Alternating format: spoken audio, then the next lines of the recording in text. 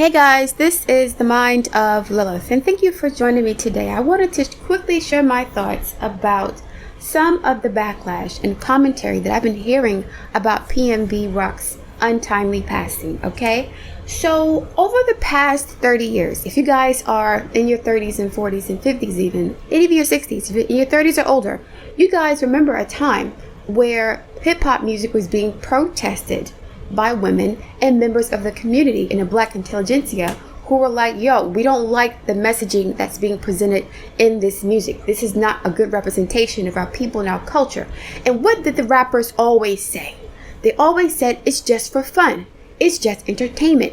We're just telling our stories, right? They did not care about the consequences of their actions and how their music was affecting our communities. Why didn't they care? Number one, they were being paid by the record labels to propagate these messages. Number two, the record labels wanted black people to be presented in this negative light, in this negative stereotype.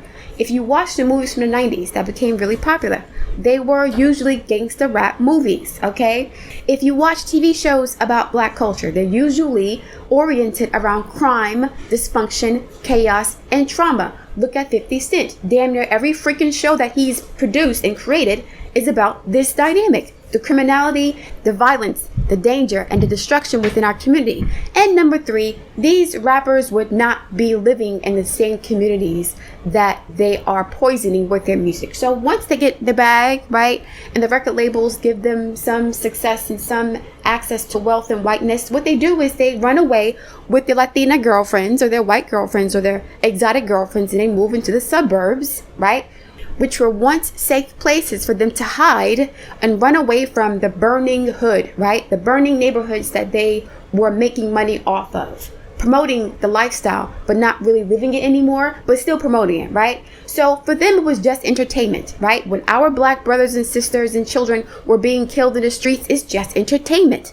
It's the parents' fault for having the children listen to the music, okay? It's the teacher's fault. It's the community's fault. We are just entertainers. Well, guess what? Now them being hunted by the streets is a part of the entertainment too. Okay? Don't start complaining now when the wolves are now turning against the rappers who are propagating these negative messages for the past 30 years and defending their right to do so. Remember, it's just entertainment when Pop Smoke gets killed. It's just entertainment when King Von gets killed. It's just entertainment when Trouble gets killed. All these rappers dying is just entertainment, okay? So keep the same energy you've had over the past 30 years when you were perpetuating negative stereotypes about black people and the black community and black women and black culture, okay? Because now the children and grandchildren of the people you were just entertaining with your toxic music, they've been brainwashed with the language and the messaging that you've been presenting over the airwaves and brainwashing them with, playing the same records 40 times a day, talking about death and destruction. These children have been brainwashed by your music, and now you're a part of the food chain, okay? You go into the suburbs to escape the hood. Well, guess what? The hood is coming to you now. Just go to Atlanta. Just go to LA.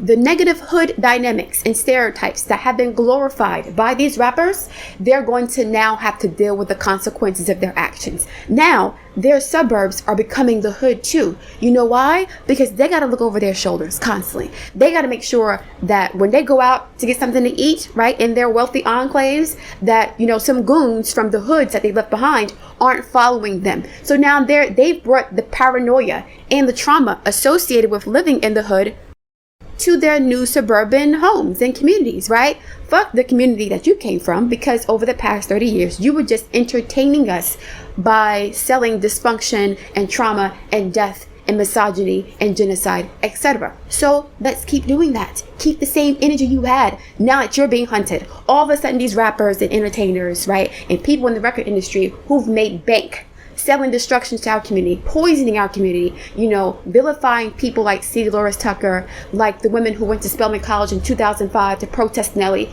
All of these men who have been vilifying women who've tried to stop the violence years ago, who've tried to stop the negative messaging since the 90s. All of these record labels and these black music executives and producers and rappers who have been benefiting from this up until this point, don't say nothing now. Just enjoy your blood money, right? And continue to sell poison to your community. And hopefully your children and grandchildren won't be swept up in the fuckery of the lifestyle, like Little Boosie's son, like T.I.'s son, right? Since you want to glorify for our kids, guess what? Your kids want to be part of the streets too, okay? And because you're just selling entertainment, it's just fun, keep being entertained when your kids go to jail, all right? Keep being entertained when your fraternity of rappers get killed. Nobody wants this to happen, but this could have been addressed and prevented decades ago. But guess what? Because our men will do anything for a bag, literally and figuratively, okay? They will do anything for some money to get out, including poisoning their own people. The drug dealers are just as bad. So they don't have any concern about the quality of life and standard of the hood. They're like, you know what? I didn't make it this way. I'm just telling my story, live my life. Guess what? Keep telling your story from the suburbs while the hood continues to burn. And don't complain when you're getting hunted by the same community that you were entertaining with your destructive, abusive, violent, criminal lyrics over the past 35 years. Okay? Don't say nothing now, because your death will now become entertainment for social media. Okay? Even though it's not the way it should be, that's just the way you wanted it to be. That's the way this rapper said it was, right? There's nothing we can do about it. So don't complain now. Don't complain about the mess that you created. But at the very least, what you can do is the next time we have a movement, right, that's trying to speak out against this negative music and this toxic energy and spirit that's being projected on our community by these record labels, the least you can do is get the fuck out the way and stop obstructing our efforts to build stronger, safer, more unified communities. So don't say nothing. Just step aside, count your blood money, and keep it fucking pushing, okay? Because like I said, by and large, most of these rappers are extremely selfish, self-destructive, and ignorant as people. They don't mind peddling ignorance to our children. They don't mind our children dying in the streets. They're going to say, that's just the way it is. And so what they do is they use the hood as a badge of honor, right? They use the current conditions and circumstances in our community to make themselves look more legitimate. So this is like a rapper who came from Philly, for example, right? Or New York.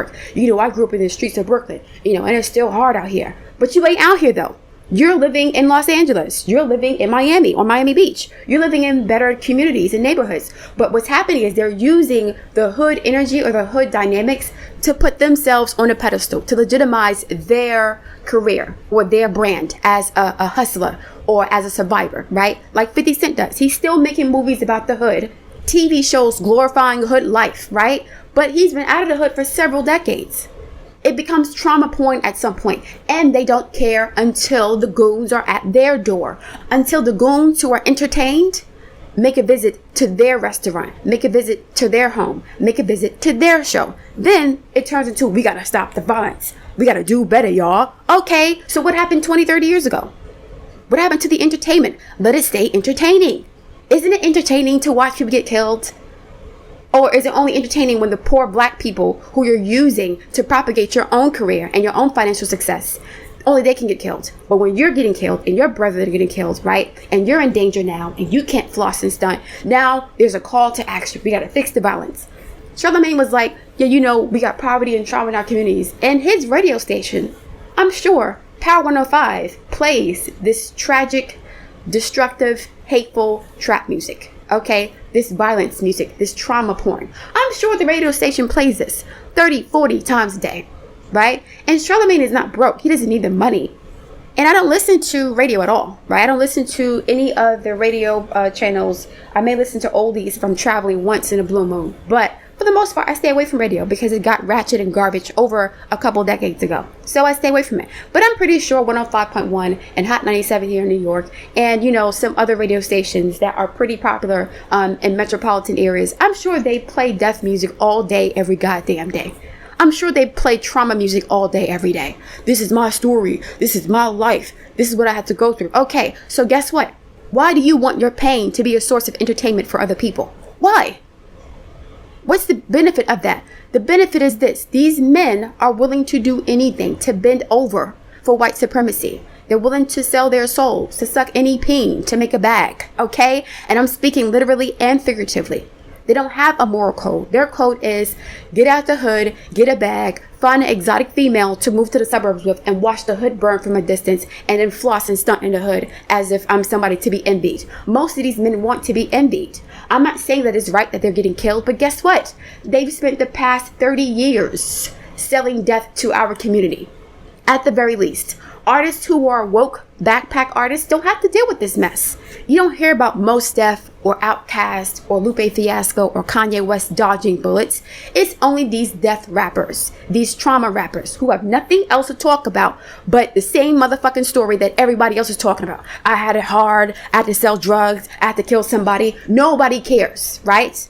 And since they don't care about our children hearing this, now they're going to be victims of their own success. So guess what? Don't complain now, right? Until you apologize to the elders and you acknowledge how wrong you were for dismissing their concerns, for disrespecting and discrediting them, right? Until you apologize to those elders who have been trying to warn us, like Bill Cosby did when he made the pound cake speech and said, pull your freaking pants up. We got to represent ourselves better. Until you apologize to these people and repent for what you've done to our communities for the past 30 years, this is going to keep happening. Pluto is entering Aquarius. This is karma on a massive scale. The things that have been done to our communities for the past 30 years, and the people responsible for perpetuating the chaos and dysfunction in our communities, they're going to have to pay for this one way or another.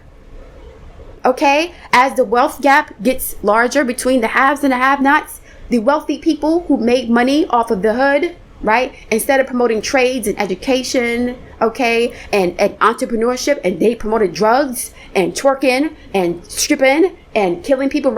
Since that's the case, there are fewer black people in the community who have the resources or who have the training or the knowledge to develop their own businesses, which puts you at a greater risk, rappers, because there's no money. There's no economic opportunities. There's limited economic opportunities because these men have been brainwashed into wanting to be entertainers and rappers for the past 30 years. Educators and educated people were dismissed and denigrated and invalidated by these people, by these rappers who were selling death. Not all rappers. Some rappers were conscious and woke. Okay, we had De La Soul back in the day. We had Poor Righteous Teachers. We had The Roots. We had Brand Nubian. We had Little Brother. There are so many black groups in the 90s that were woke and not trying to propagate this dysfunction, right? And hatred in our society. And they were, defunded by the record industry. Only the sellouts were allowed to join. Only the West Coast rappers talking about gangster shit, right? Dr. Dre, right? Snoop Dogg, right? What's his name? Tupac, right? Ice Cube and Ice-T, right? These West Coast rappers were largely responsible for introducing the toxicity in black hip hop culture. It wasn't always perfect, but the East Coast, West Coast, Death Row Records beef, that whole situation with that made things a whole lot worse, okay? And the West Coast rappers were cool with it because they have gangland culture anyway, right? So let these people who made millions of dollars in blood money, let these people enjoy the same energy they've been putting out. Let them run scared for their lives in their suburban mansions too. Isn't it fair? Isn't it entertaining to be scared for your life, rappers with millions of dollars? Isn't that fun to never be able to relax? Isn't it fun? Isn't it entertaining to watch the little black boys and girls get killed in the streets of Chicago, in the streets of Philly, in the streets of New Orleans? Isn't it fun and entertaining? Y'all don't say shit about that until one of your own gets killed. Then we gotta stop the violence. You mean the violence that you're propagating in your music? Nobody wants anyone to die, okay? We don't want these rappers to be attacked and victimized the way the rest of us are, okay? We don't want that to happen. But unfortunately, we are not running these record labels. And the record labels are putting out music that is programming our men, our women, and our children to think like thugs, to think like criminals, to think like murderers.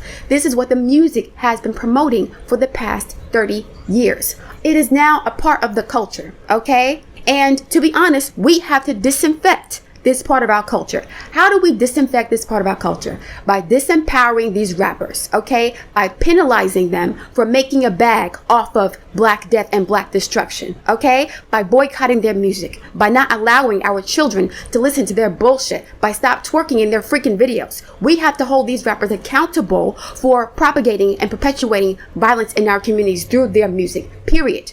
Otherwise, we're just talking shit too. Because we're the ones twerking in their music as they're calling us the B word. As they're saying we're sluts, we ain't worth shit. We're the ones dancing to our own destruction, okay? So we can't complain about what these rappers are doing and we're being entertained by the poison that is being fed to us. That makes no sense. And I mentioned this several months ago. We have to think about what we consider entertainment. Why is death and dysfunction and destruction entertaining to our people? We have to reprogram ourselves into not accepting certain forms of entertainment. The streets are going to be the streets. That's fine. They've always been there. We've had criminals since before slavery. Like, criminality and, human nature is what it is. Fine.